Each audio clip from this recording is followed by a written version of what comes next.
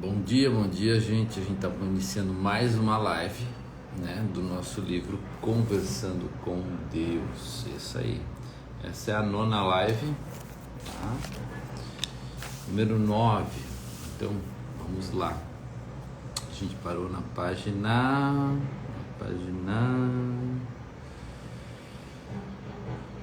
98 ontem, tá? E a gente vai falar um pouquinho. Deixa eu só ligar a luz aqui, só um pouquinho.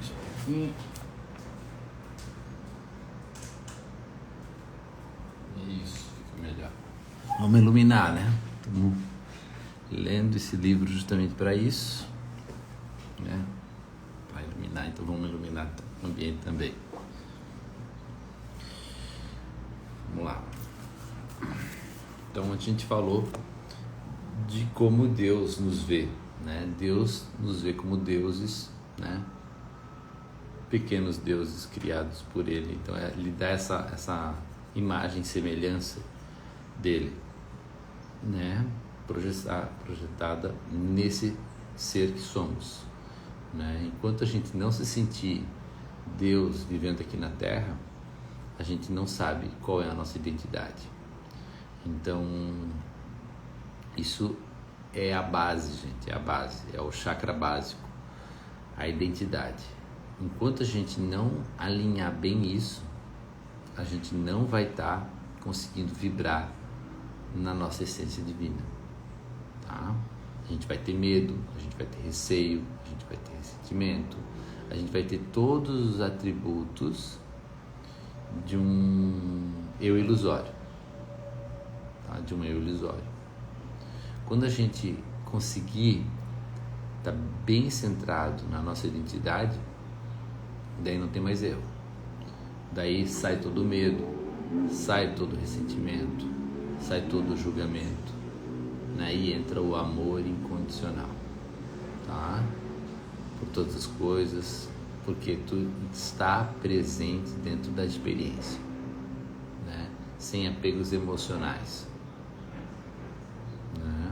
Então é muito interessante isso, tá? A gente conseguir perceber quando a gente é levado pela ilusão da emoção.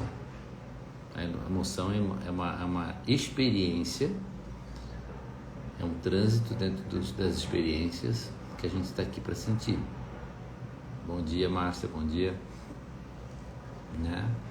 Então, assim, é uma experiência que a gente está aqui para sentir as emoções. Eu sinto medo, eu sinto tristeza, inveja, né? São vários, alegria, né? Então essa sintonia que a gente vai tendo na esfera dos sentimentos são transitórios. A única coisa que não é transitória é a nossa identidade, é quem a gente é, tá? E por isso que ela é a base, por isso que é o chakra básico, né? Que a gente sempre sai, vai, transita, mas tem para onde voltar. Essa aqui é a rocha que Jesus fala, que todos os gurus falam, tá? E em cima disso é que a gente continua a nossa leitura de hoje. Quando você tiver um pensamento que não condiz com a sua visão mais elevada, troque-o imediatamente por outro. Quando fizer algo que não corresponde à sua melhor intenção, decida que é a última vez que o faz. E se puder, retifique o seu erro com quem quer que tenha sido envolvido. Olha, gente, isso aqui é bem interessante, tá? Né? Os nossos pensamentos. Então a gente conseguir pescar esse pensamento e falar assim, opa, vou trocar você. Né? Tô pensando aqui, eu tô meio desanimado, opa, eu volto para minha identidade, quem eu sou. Esse pensamento, ele é uma criação da minha identidade de quem eu sou? Não, não é. Então eu vou conseguir colocar ele pro lado, eu coloco ele pro lado e eu vou trazer o pensamento da minha identidade, de quem eu sou.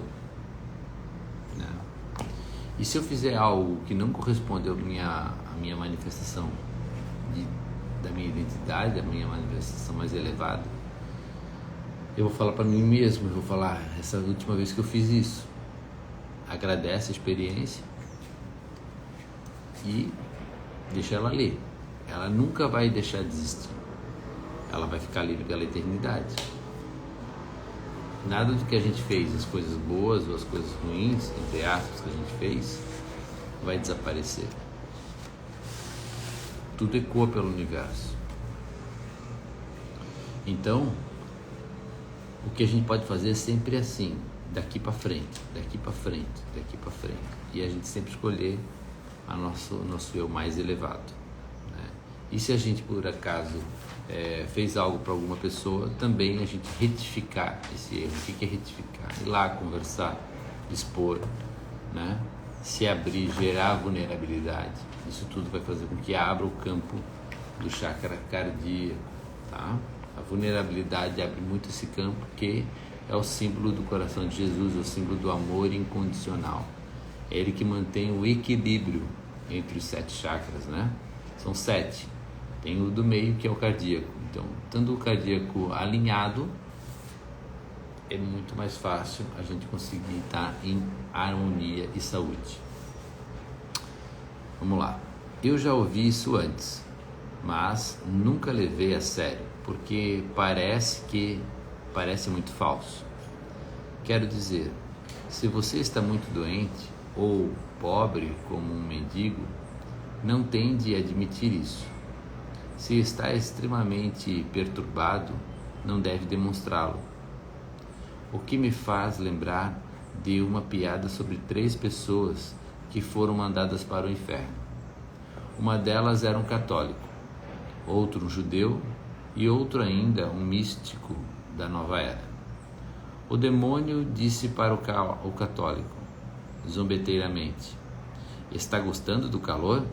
E o católico choramingou: "Estou oferecendo o meu sofrimento a Deus." O demônio então perguntou ao judeu: "E quanto a você, está gostando do calor?" O judeu respondeu: "O que mais eu poderia esperar além de mais inferno?" Finalmente, o demônio se aproximou do místico da nova era e lhe fez a mesma pergunta: "Calor, e aí? Está sentindo calor?" Disse ele suando: "Que calor!" Entendeu? Então, assim, um falou: vítima, né? Eu ofereço meu sofrimento. O outro, puto da cara o tempo inteiro, né? Agredindo. Um é vítima, outro agride, e outro fala assim: "Que calor!" Se faz de louco, né? Se faz de louco. Essa é uma boa piada, mas eu não estou falando sobre ignorar o problema ou fingir que não existe. Estou falando sobre dar-se conta da situação e depois dizer a sua verdade mais elevada em relação a ela. Olha só, eu não estou falando sobre ignorar o problema ou fingir que não existe. Estou falando sobre dar-se conta da situação e depois dizer a sua verdade mais elevada em relação a ela. A gente observa a situação, observa ela, tá? E fala assim: como eu posso ser mais consciente, mais elevado aqui, agora? Sempre aqui agora, sempre aqui agora, sempre aqui agora. E essa observação você vai fazer sempre quando tiver uma trindade, quando você conseguir sair da dualidade, né? Se você está falido, está falido. Não adianta mentir sobre esse fato. Se tentar inventar uma história para não admiti-lo, e tentar inventar uma história para não admiti-lo. Contudo, o seu pensamento sobre isso, estar falido, é ruim, é horrível. Eu sou uma pessoa má, porque as pessoas que trabalham muito e realmente se esforçam nunca ficam falidas, etc. Determina como você experimenta a falência. São as suas palavras: estou falido, não tenho um centavo, estou totalmente sem dinheiro, que determinam quanto tempo você fica falido. São as suas ações decorrentes desse fato. Sentir pena de si mesmo e desânimo, não tentar encontrar uma saída, porque afinal de contas, de que adianta? Que criaram a sua realidade ao longo prazo. A primeira verdade é saber sobre o universo. A primeira verdade é saber sobre o universo é que nenhuma condição é boa ou má, apenas é. Por isso, pare de fazer julgamentos de valor. A segunda verdade é que todas as condições são temporárias. Nada é imutável. Nada permanece estático. O modo como uma situação muda depende de você. Olha só. Temos duas chaves aqui. A primeira verdade é sobre o que? Não há bom e ruim. Não há bom e ruim. É o que é. Apenas é. Tá? Apenas é. E a segunda verdade é que todas as coisas são temporárias. Nada é imutável. Tá? Então, a gente sempre, por pior que esteja a situação, ou por melhor que esteja a situação, ela vai mudar. Ela vai mudar. Tá? Então, a única certeza que temos é essa mudança. Tá? Vamos lá. Desculpe-me, mas tenho de interromper o senhor novamente. E quanto à pessoa que está doente, mas tem a fé que moverá montanhas, e por isso pensa, diz e acredita que irá melhorar, apenas para morrer 6 semanas depois? Como isso se encaixa em toda essa história de pensamento positivo e ação afirmativa? Muito bem, você está fazendo perguntas ótimas. Não está apenas aceitando a minha palavra. Chegará um ponto em que terá de aceitá-la, porque acabará descobrindo que podemos discutir isso para sempre até não restar outra coisa a fazer além de aceitá-la ou negá-la. Mas ainda não chegamos a esse ponto. Por isso, vamos continuar conversando.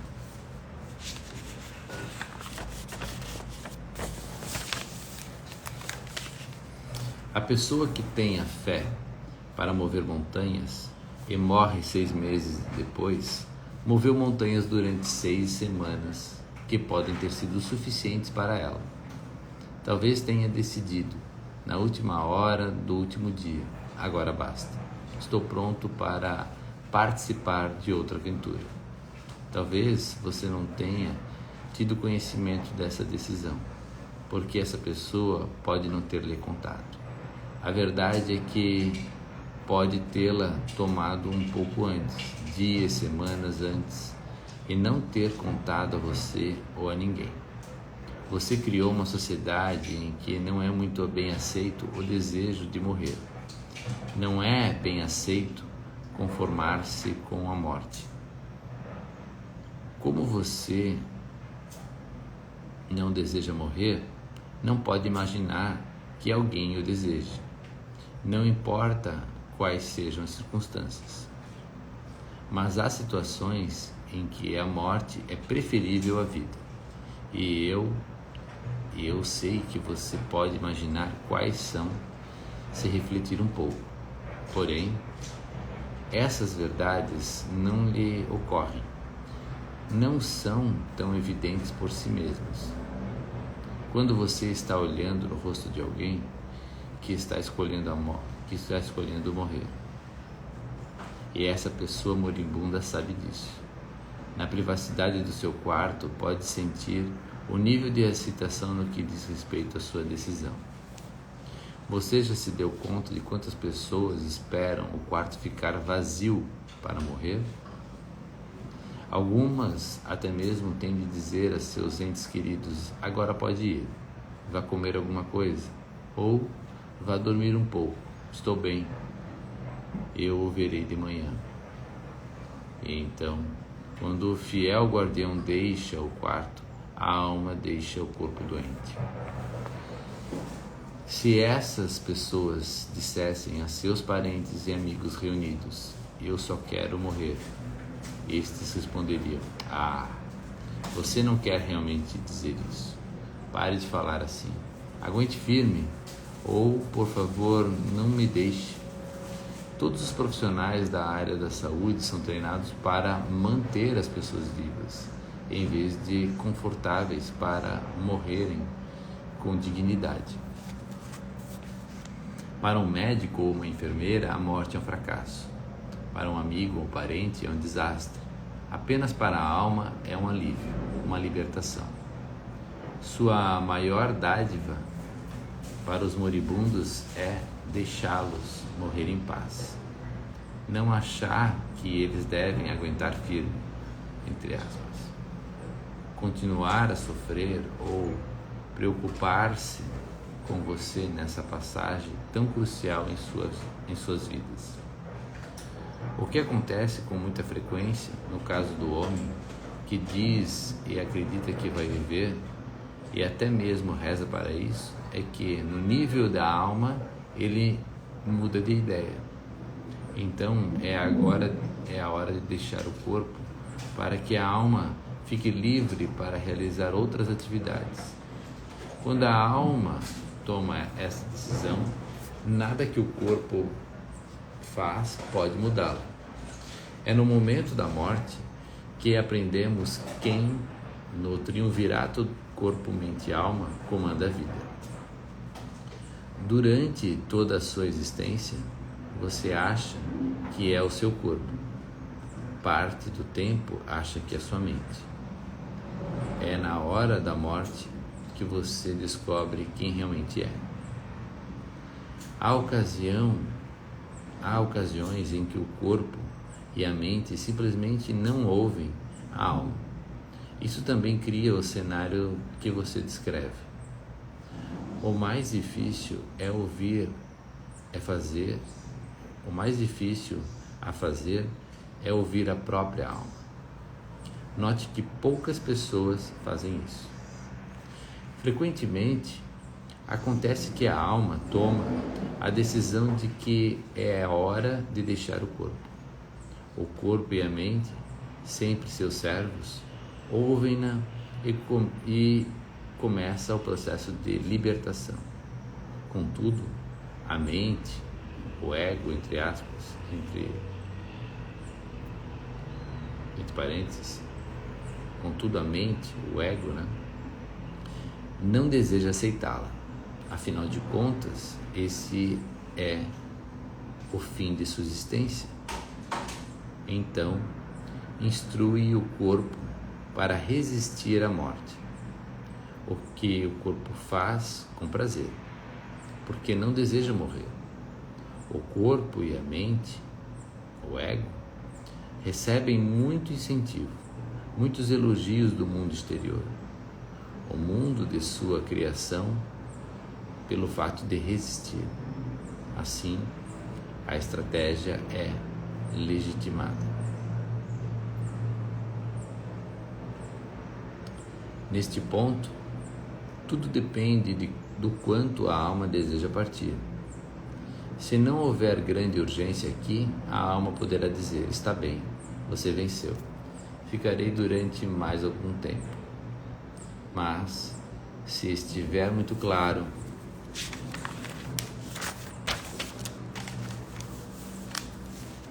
para a alma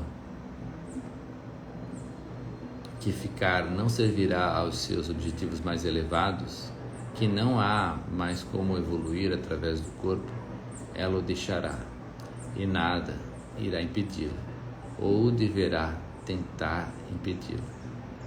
Está muito claro para a alma que o seu único objetivo é a evolução. não está preocupada com os efeitos do corpo ou o desenvolvimento da mente, nada disso faz sentido para ela. Também está claro para a alma que deixar o corpo não é uma grande tragédia. De muitos modos, a tragédia é permanecer nele. Então você tem de compreender que a alma vê a morte de uma maneira diferente. É claro que também vê a vida de uma maneira diferente. E esta é a fonte de grande parte da frustração e ansiedade que as pessoas sentem na vida. A frustração e a ansiedade surgem quando elas não ouvem as suas almas. Como posso ouvir melhor a minha alma? Se a alma é realmente o chefe, como posso ter certeza de que recebi os memorandos do seu escritório? A primeira coisa que você poderia fazer é entender claramente o que a alma está buscando e parar de julgá-la. Eu julgo a minha própria alma constantemente. Eu acabei de lhe mostrar como você julga a si mesmo porque quer morrer e também porque quer viver, realmente viver. Julga a si mesmo por querer rir, chorar, ganhar, perder e especialmente experimentar felicidade e amor. Eu faço isso? Você tirou de algum lugar a ideia de que se negar a felicidade e não celebrar a vida é devoção a Deus. Diz a si mesmo que a negação é uma virtude. Está dizendo que isso é mal? Não é mal nem bom. Não é bom nem mal. É simplesmente negação. Se você se sente bem depois de negar a si mesmo, então em seu mundo isso é bom. Se você se sente mal, então é mal. Na maioria das vezes, você não consegue chegar a uma conclusão.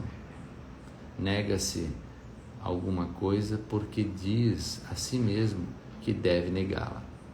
Então, diz que foi bom tê-la negado, mas não sabe por que não se sente bem.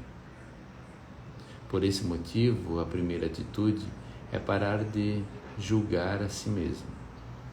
Descubra qual é o desejo de sua alma e realize-o. Faça o que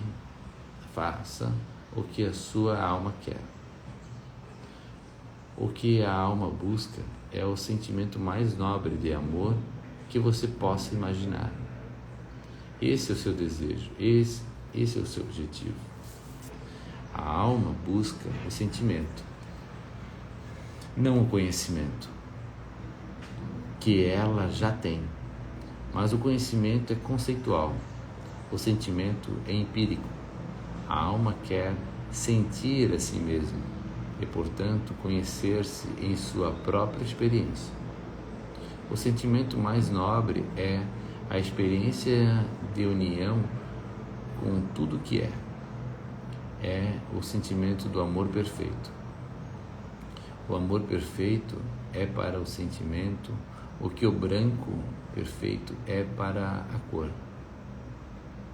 Muitos acham que o branco é a ausência da cor, mas não é.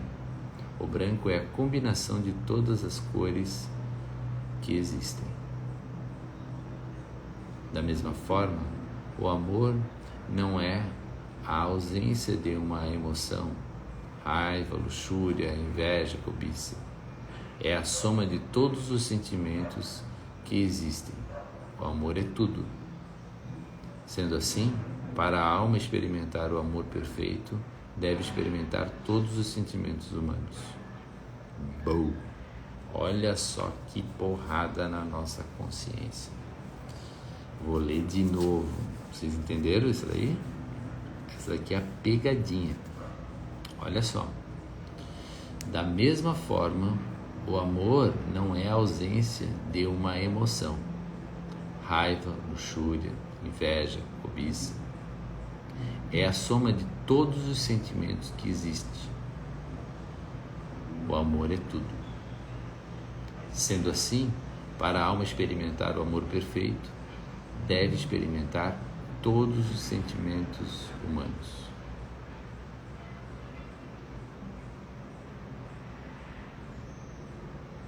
Caramba!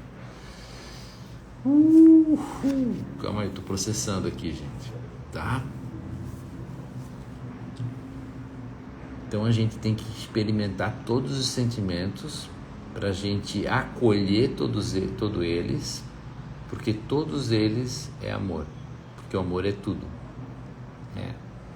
Amor, Deus, liberdade, verdade, são tudo atributos da mesma coisa. Se a gente for pensar nisso, tem coerência. E a cor branca realmente, né, ela está em todas as cores. Não, todas as cores estão na cor branca, né? Olha só que interessante. Que interessante isso. Vocês conseguem perceber como isso traz uma nova percepção? Eu não quero ter raiva, eu não quero ter luxúria, eu não quero ter ciúme, eu não quero ter isso, aquilo. Mas são expressões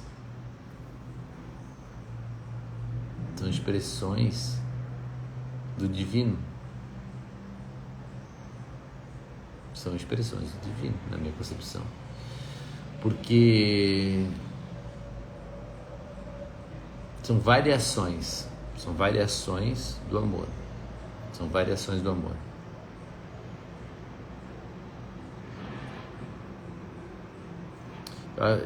Para frente tem as explicações dessas emoções, tá, gente? Vamos ler um pouquinho mais para frente. Mas assim, eu talvez não esteja conseguindo expressar em palavras, mas o entendimento está mais interno, tá? Vamos lá.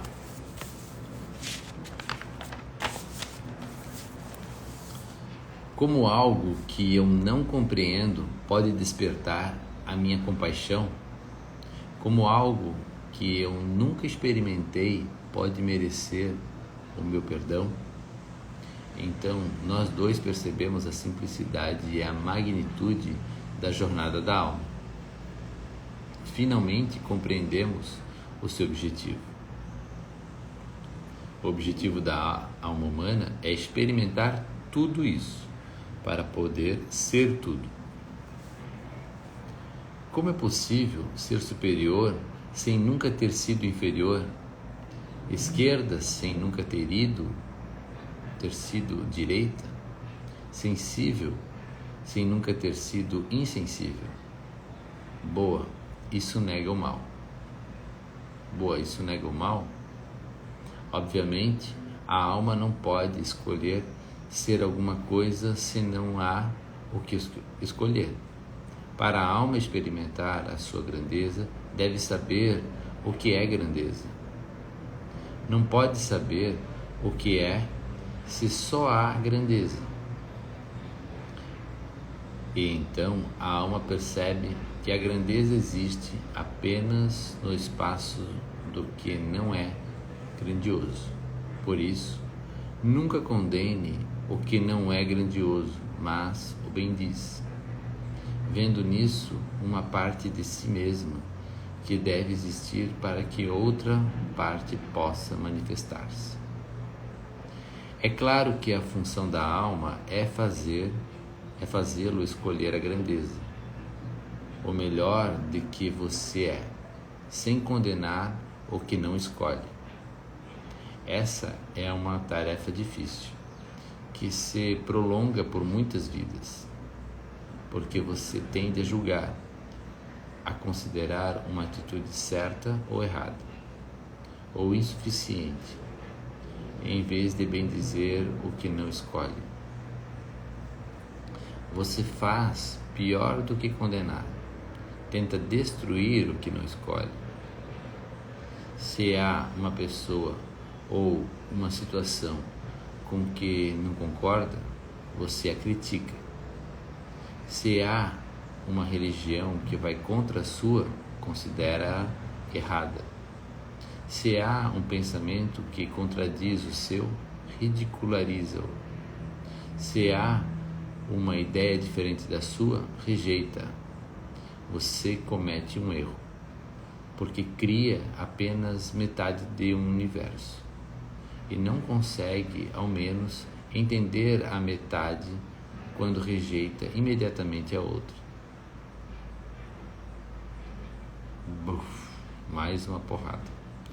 Olha só, gente, isso aconteceu e acontece comigo muito, tá? Às vezes eu sou um pouco sarcástico, né? E às vezes eu sou meio crítico, né? Meio não, né? Sou bastante crítico. Isso já me pega às vezes, sabe? Quando eu consigo estar consciente, presente, eu consigo identificar isso em mim. Mas às vezes a gente está no flow, né?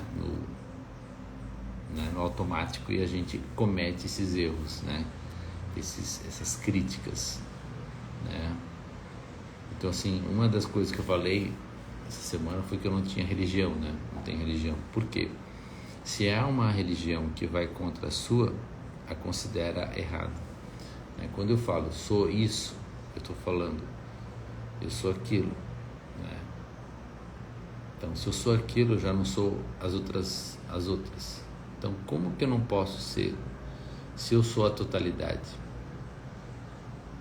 Eu sou um ser eterno.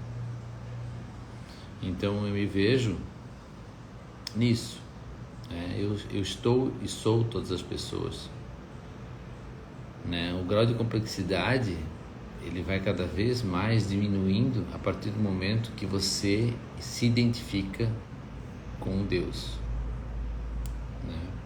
E esse nível de crítica diminui e a aceitação aumenta. Vamos lá. Tudo isso é muito profundo e eu lhe agradeço por me dizer essas verdades que alguém jamais me disse antes. Pelo menos não com tanta simplicidade. E eu estou tentando compreender. Realmente estou. Mas às vezes isso é difícil. Por exemplo, o Senhor parece estar dizendo que deveríamos amar o errado para podermos conhecer o certo. Quer dizer que devemos, por assim dizer, aceitar o demônio? De que outra forma você poderia purificá-lo? Eita! Olha só, gente. Neil pergunta, né? O Senhor parece estar dizendo que deveríamos amar o errado para podermos conhecer o certo. Quer dizer que devemos, por assim dizer, aceitar o demônio? Daí Deus fala, de que outra forma você poderia purificá-lo? Palavra, ponto de interrogação. É claro que um demônio de verdade não existe, mas eu lhe respondo na linguagem que você escolheu. A purificação é o processo de aceitar tudo e depois escolher o melhor. Você compreende isso? Não pode escolher ser Deus se não há outra opção para escolher. Espere, o Senhor disse algo sobre escolher ser Deus? O sentimento mais nobre é o amor perfeito, não é? Sim, eu diria que sim. E você conhece uma definição melhor de Deus? Não. Bem, sua alma busca o sentimento mais nobre. Tenta experimentar ser o amor perfeito. Ela é o amor perfeito e sabe disso. No entanto, deseja mais do que sabe. Deseja mais do que saber. Deseja sê-lo em sua experiência. É claro que você está tentando ser Deus? Acha que estava destinado a ser menos? Olha só, é claro que você está tentando ser Deus. Acha que estava destinado a ser menos? Eu não sei, não tenho certeza. Acho que nunca pensei dessa forma. Isso parece ser uma blasfêmia. O curioso é que você não considera uma blasfêmia tentar ser como o demônio. Espere um minuto. Quem está tentando ser como o demônio? Você está. Todos vocês estão. Até mesmo criaram religiões que lhes dizem que nasceram com pecado, que são pecadores desde o nascimento, para convencê-los de sua própria perversividade. Porém, eu lhes digo que nasceram de Deus, que desde o nascimento são deuses e deusas. Amor puro, vocês não acreditam? Vocês passaram todas as suas vidas se convencendo de que são maus. Não só são maus, como os seus desejos são nocivos. Sexo, dinheiro, poder, ter muito de qualquer coisa. Algumas de suas religiões até mesmo os fazem acreditar que a dança, a música e a celebração da vida são nocivas. Logo, vocês acordarão em que vocês concordarão que rir e amar é nocivo. Não, meu amigo, não, meu amigo, você pode não ter certeza de muitas coisas, mas de uma tem, é mal, e quase tudo que deseja é nocivo. Tendo feito esse julgamento de si mesmo, decidiu que tem de melhorar. Está bem, mas preste atenção. De qualquer maneira, o destino é o mesmo, só que há um modo mais rápido, um caminho mais curto para chegar lá.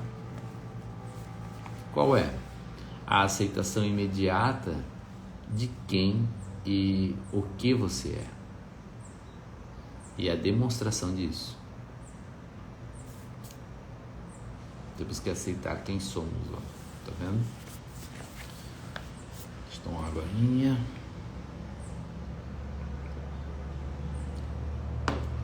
Foi o que Jesus fez. Esse é o caminho de Buda, de Krishna e de todos os mestres que surgiram no planeta. E todos os mestres transmitiram a mesma mensagem: você é o que eu sou, pode fazer o que eu faço e muito mais. Mas você não ouviu. Em vez disso, escolheu o caminho bem mais difícil de quem se julga mal, o demônio. Você diz que é difícil seguir o caminho de Cristo e os ensinamentos de Buda, ter a capacidade mental de Krishna, ser um mestre. Mas eu lhe digo que é muito mais difícil negar do que aceitar quem você é. Você é bondade, misericórdia, compreensão, paz, alegria e luz. É perdão, paciência, força, coragem, um auxílio em caso de necessidade, um conforto no sofrimento, uma cura para as feridas, um mestre nos momentos de inquietação. É a sabedoria mais profunda e a verdade mais elevada, a maior paz e o amor mais sublime. É tudo isso, e em alguns momentos de sua vida você se conheceu como essas verdades? Escolha agora conhecer-se sempre como elas. Olha só que profundo, hein, gente? Acabamos o capítulo 3, tá? Desse livro. E ele fala, né? Que ele fala, Deus deixa muito claro, né? A gente age conforme o demônio que a gente criou, né? E quantas vezes a gente já escutou, principalmente aí na Igreja Católica, né? No catolicismo, que nós nascemos do pecado, né? Nós nascemos de Deus, nós somos criações divinas, tá? Nós somos criações divinas. Então, o que foi o pecado? Mas Adão e Eva estavam... Não, Deus, nos capítulos anteriores, Deus fala que isso foi uma das grandes bênçãos que aconteceu para a gente conseguir ter as experiências. A gente saiu da luz, é a mesma coisa que essa vela aqui, ó, né? Esse fogo, né? Quando tá lá com o sol, ela não consegue se perceber como luz. Ela não consegue se perceber como luz. Então ela precisou se fragmentar, procurar uma escuridão e se acender. E daí ela se percebeu como luz, que é a parábola da pequena alma, né? Então, gente, a gente está aqui para ter a experiência de Deus, do grandioso, do Deus grandioso. E em cada um de nós, Ele criou unicamente para ter essa experiência. Então, Ele tem todas as experiências de uma maneira diferente, uma percepção diferente em cada olhar nosso.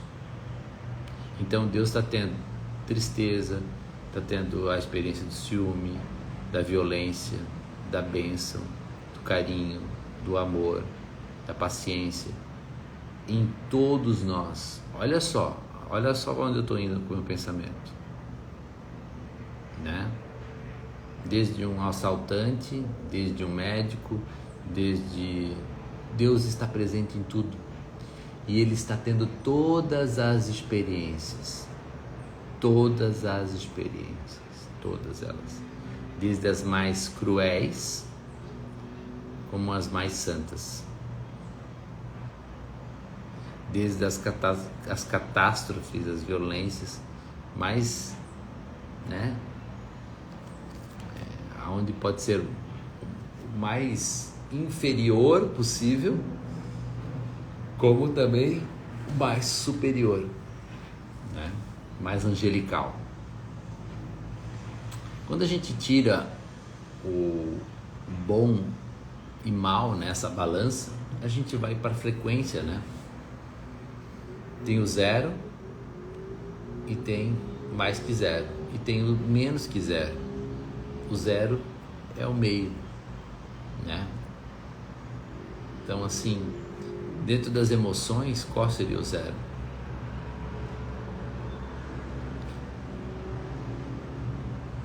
Qual seria o zero? Tem para baixo, né? Tem, ó, quente e frio, bom e mal.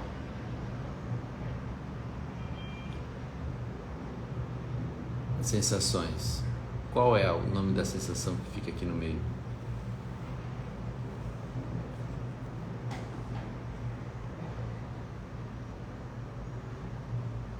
É o desapego. É o desapegar, na minha concepção. Na minha concepção é o desapego. É onde eu consigo olhar e não me identificar. Eu estou fora do jogo. Acredito que ter empatia com os outros nos faz desenvolver esse sentimento de amor ao próximo. Para isso, temos que sentir todas as emoções, experimentar diversos sentimentos. Bem isso. Empatia é igual, né, amor incondicional. Eu tenho empatia, eu tenho o quê? Eu consigo enxergar Deus no outro, consigo me ver no outro. Eu consigo me ver no outro. O que é me ver? Me ver. Me ver no outro, é um espelho meu. Então eu crio uma ressonância onde o outro tem o que? Uma ponte, tem um aporte, né? O outro consegue fazer uma ligação. Se eu não consigo ver o outro, se eu não consigo estar na mesma frequência, o outro não consegue fazer uma ligação. Por isso que é tão importante, gente, a gente trabalhar a vulnerabilidade. Pode ver que todos os seres de luz não andavam, não tinham seguranças, né? Não, eles eram seres que estavam à mercê. Eles não ficavam se importando muito com a segurança. Porque eles entendiam que tudo o que lhe acontecia, todas as pessoas que lhe chegavam, era parte do processo. O único sentimento que um ser de luz tem é o acolhimento. O acolhimento. Consegue perceber?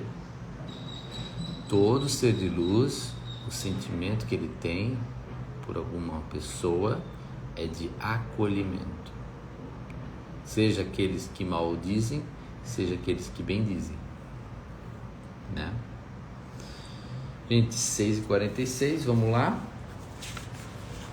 Nós estamos agora indo para o capítulo 4, tá? Capítulo 4. Puxa vida, como o Senhor me inspira? Bem, se Deus não pudesse inspirá-lo, quem poderia? O Senhor é sempre tão irreverente. Eu não pretendi ser. Leia novamente. Entendo. Sim, contudo, não haveria problema se eu estivesse sendo irreverente. Haveria? Eu não sei, estou acostumado com meu Deus sendo um pouco mais sério. Bem, faça-me um favor. Não tente reprimir-me. A propósito, faça a si próprio o mesmo, por favor. Acontece que eu tenho um grande senso de humor e eu diria que você também precisará ter quando se der conta do que todos vocês fizeram com a vida, não é? Quero dizer, às vezes, eu só posso rir. É verdade, né? A gente vai olhar para trás e falar assim, nossa, como a gente foi imbecil, né? De uma maneira, né? Tipo assim, imbecil que eu digo, tanta criancice, né? Ainda hoje a gente se pega fazendo isso, não se pega?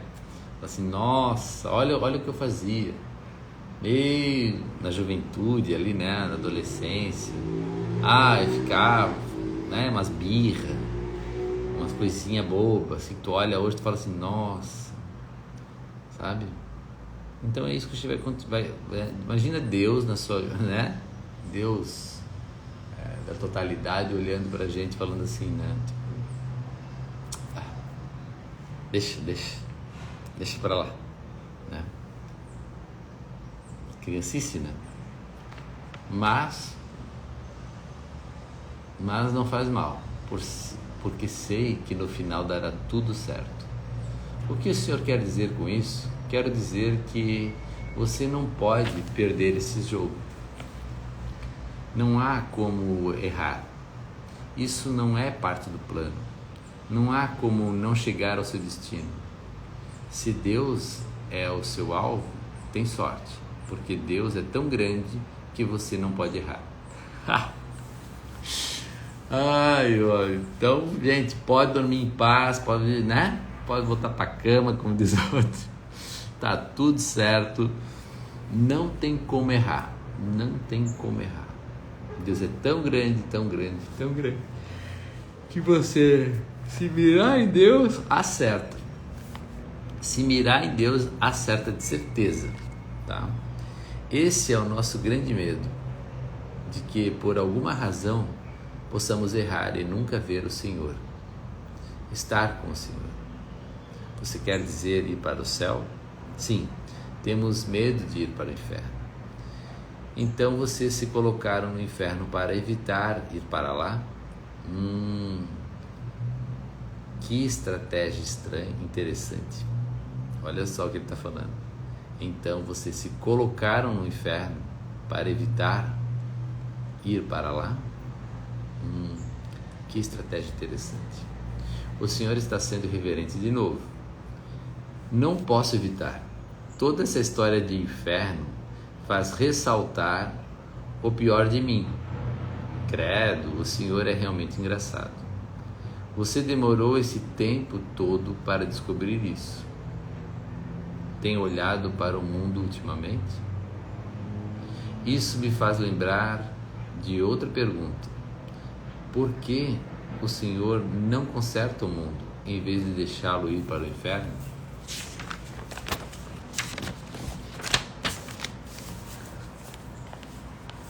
Por que você não faz? Deus fala. Por que você não faz isso? Eu não tenho esse poder. Isso é besteira. Você tem o poder e a capacidade de acabar agora, mesmo com a fome e as doenças do mundo. E se eu lhe dissesse que os seus próprios médicos impedem as curas, recusando-se a aprovar tratamentos alternativos, porque estes ameaçam a própria estrutura de sua profissão? E se eu lhe dissesse que os governantes do mundo não querem acabar com a fome mundial, você acreditaria em mim? Tenho me preocupado muito com isso. Sei que essa é a opinião popular, mas não posso acreditar que seja verdade. Nenhum médico deseja impedir uma cura. Nenhum homem deseja ver o seu povo morrer. É verdade, nenhum homem, nenhum médico em particular, mas a medicina e a política foram institucionalizadas, e são as instituições que se opõem a essas coisas, às vezes de modo muito sutil, até mesmo inconsciente, mas inevitavelmente, porque para elas isso é uma questão de sobrevivência. E então, para lhe dar apenas um exemplo muito simples e óbvio, os médicos ocidentais negam as curas realizadas pelos médicos orientais, porque admitir certos tratamentos alternativos seria abalar os alicerces de suas instituições. Isso não é malévolo, mas é insidioso. Os médicos não o fazem por mal, mas sim porque têm medo. Todo ataque é um pedido de ajuda. O Senhor tem uma resposta para isso? O que me faz lembrar que apenas começamos a responder as suas perguntas. Estávamos discutindo como fazer a sua vida melhorar. Eu falava sobre o processo de criação e eu interrompi. Sim, mas vamos continuar, porque não quero perder o fio da meada de algo que é muito importante. A vida é uma criação, não uma descoberta. Você não vive cada dia para descobrir o que ele lhe trará, mas sim para criá-lo. Cria a sua realidade a cada minuto, provavelmente sem saber. Eis porque é assim e como funciona. Eu o criei à minha imagem e semelhança. Deus é o Criador. Você é 3 em 1. Pode dar a esses 3 aspectos do ser o nome que quiser: Pai, Filho, Espírito Santo, mente, corpo, espírito, superconsciente, consciente ou subconsciente. A criação é um processo que se origina dessas 3 partes suas. Em outras palavras, você cria em 3 níveis. Os instrumentos de criação são pensamento, palavra e ato. Toda criação começa com o pensamento, origina-se do Pai. Toda criação passa para a palavra. Peças e serás atendido. Toda criação é realizada com um ato, e o Verbo se fez carne e habitou entre nós. Aquilo que você pensa, mas nunca expressa em palavras, cria em um nível. Aquilo que você pensa e expressa em palavras, cria em outro nível. Aquilo que você pensa, fala e faz, torna-se evidentemente em sua realidade.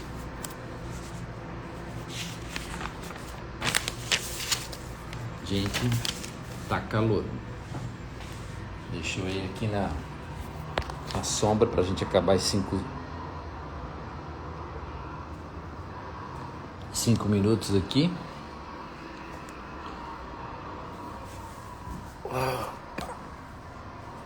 Vamos aqui. Vamos lá. Deixa eu botar aqui. Aí. Pensar, falar e fazer algo em que você realmente não acredita é impossível. Por isso, o processo de criação deve incluir crença ou conhecimento. Isso é fé absoluta. Está além da esperança. É saber com certeza, pela tua fé serás curado. Portanto, a parte ativa da criação sempre inclui o conhecimento.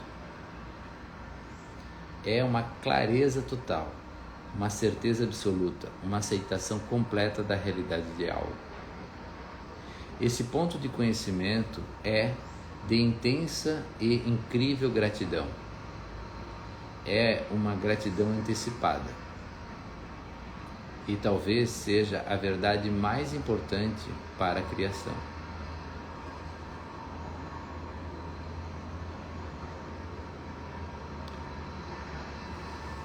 Gente, eu me perdi aqui, tá? O pensamento foi para longe e eu estava lendo só no automático. Deixa eu voltar aqui, tá? Vamos voltar junto aqui. Pensar, falar e fazer algo em que você realmente não acredita é impossível. Por isso, o processo de criação deve incluir crença ou conhecimento. Isso é fé absoluta. Está além da esperança. É saber com certeza, pela tua fé serás curado. Está entre parênteses. Portanto, a parte ativa da criação sempre inclui o conhecimento. É uma clareza total, uma certeza absoluta, uma aceitação completa da realidade de algo. Esse ponto de conhecimento é de intensa e incrível gratidão. É uma gratidão antecipada.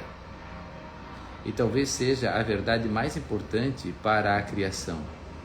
Ser grato antecipadamente por ela. Tê-la como certa não só é justificado, como também incentivado. É o sinal mais claro da mestria. Todos os mestres sabem antecipadamente que o ato foi realizado. Está dizendo tudo aqui. Aqui está falando do milagre, né? Todos os milagres que Jesus fazia, né? Ele já agradecia antes de ter acontecido. Ó, de novo, está aqui no 8, ó. Aqui, ó. Esse ponto de conhecimento é de intensa e incrível gratidão. É uma gratidão antecipada. E talvez seja a verdade mais importante para a criação. Ser grato antecipadamente por ela.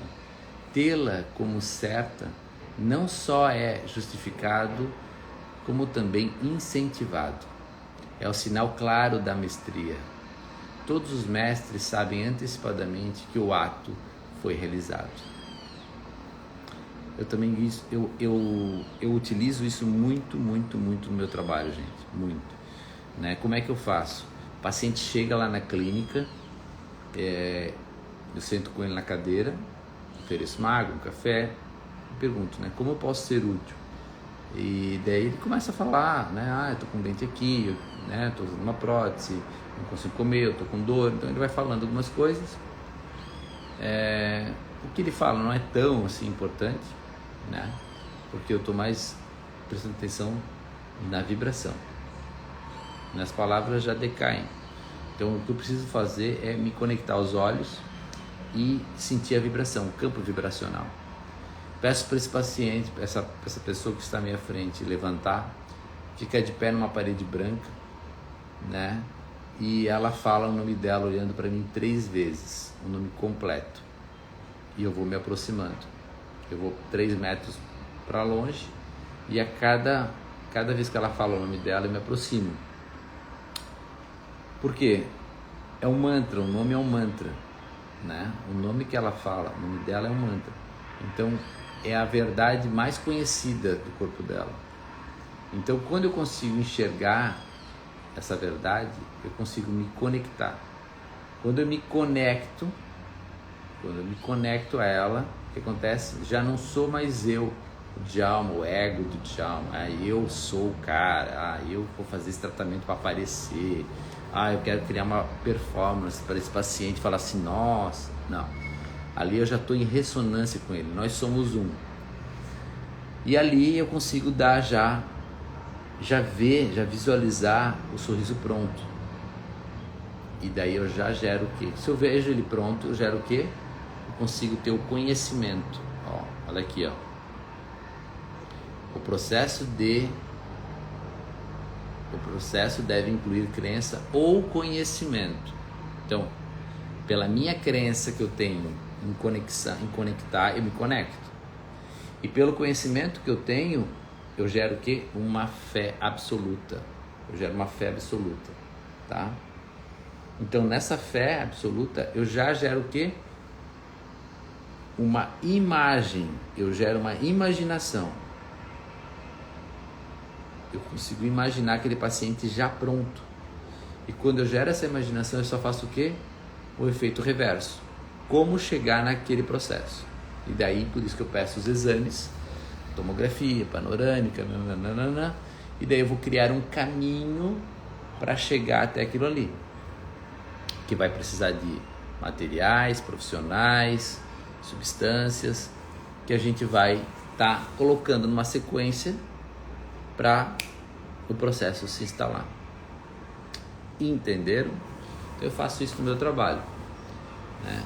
Djalma faz milagre? Muitos, vocês não têm noção de quantos, né? Todos nós fizemos, né? Aprecie e louve tudo que você cria e já criou. Rejeitar qualquer parte da criação é rejeitar uma parte de si mesmo. Seja o que for que estiver agora se apresentando como parte de sua criação, deve ser reconhecido e louvado. Sinta gratidão pelo que criou. Não o condene. Maldito seja. Porque isso seria condenar a si próprio. Se houver algum aspecto da criação que você não gosta, louve-o e simplesmente mude-o. Escolha novamente. Faça surgir uma nova realidade. Tenha um novo pensamento. Diga uma nova palavra. Faça uma escolha nova. Faça magnificente. E o restante do mundo o seguirá. Peça isso. Diga: eu sou a vida e o caminho. Sigam-me. É dessa forma que se manifesta a vontade de Deus, na terra como no céu. E se isso é tão simples, se só precisamos desses 10 passos, por que não funciona assim para muitos de nós? Realmente funciona assim, para todos vocês. Alguns usam o sistema consciente e outros inconscientemente, sem ao menos saberem o que estão fazendo. Alguns de vocês caminham atentos e outros como sonâmbulos. Entretanto, todos vocês criam a sua realidade. Criam, não descobrem. Ele está falando que criam, não descobrem. Usando o poder que lhes dei e o processo que acabei de descrever, então você perguntou: quando a sua vida irá melhorar? E eu lhe dei a resposta. Você faz a sua vida melhorar antes de tudo pensando muito sobre ela. Pense que quer ser, fazer e ter. Pense no que quer ser, fazer e ter. Sempre essa sequência, tá, gente? Eu tenho que pensar no que sou.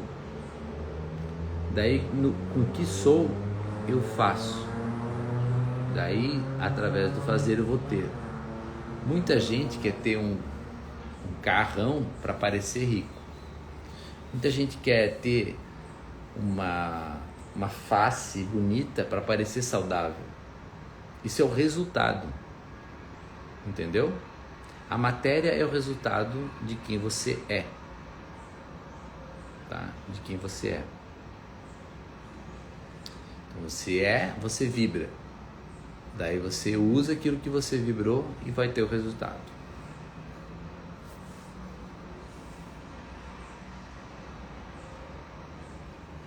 Pense com frequência sobre isso. Eu penso. Olha como eu penso. Meu Deus do céu. Pense com frequência sobre isso, até ter tudo muito claro em sua mente. Então, não pense mais nada. Não imagine outras possibilidades.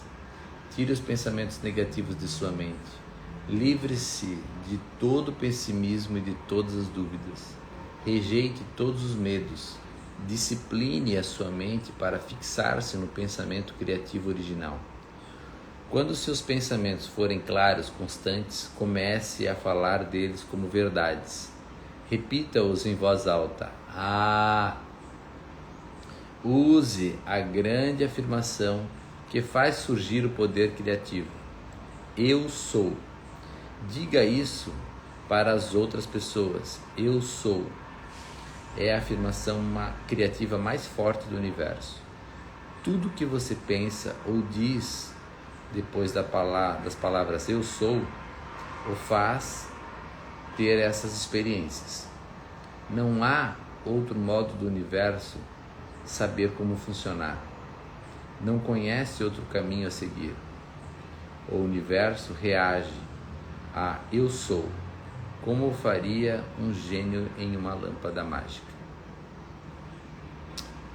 Ponto. Página 113, gente, a gente vai parar por aqui, tá?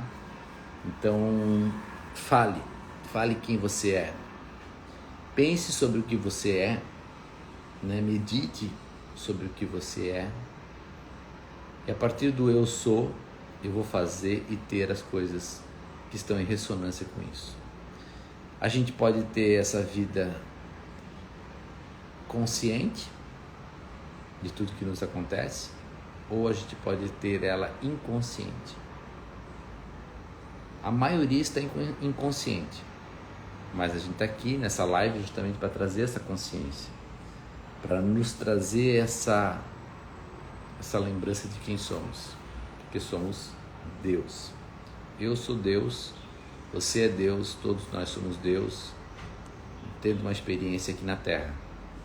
Então, através desse eu sou, eu me liberto de todo medo, de todos os receios, de toda dúvida.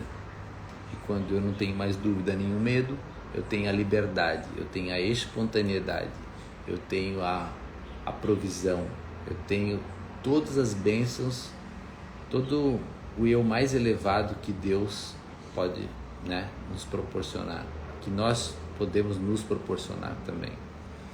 Tá bom, gente? Fica aqui um beijo, um abraço, tá? E amanhã é sábado, amanhã eu vou viajar, tá?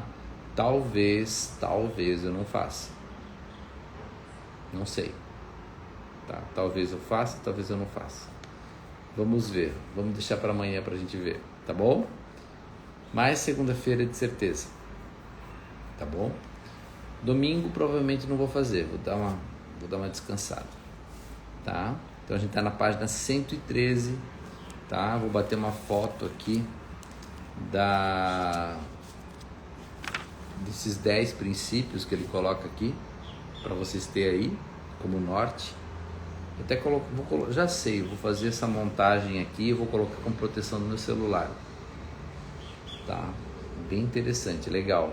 Ó, pensa nisso. Esses 10 preceitos aqui, que foi tudo que a gente estudou até agora, tá? Tá bom, gente? Tá na página, é a página 111 e a página 102 os preceitos, que eu vou bater a foto, tá? E a gente parou hoje na página 113. Valeu, gente. Beijão. Valeu, gratidão por ter me acompanhado aí. E pode ser que a gente se vê amanhã. Tchau.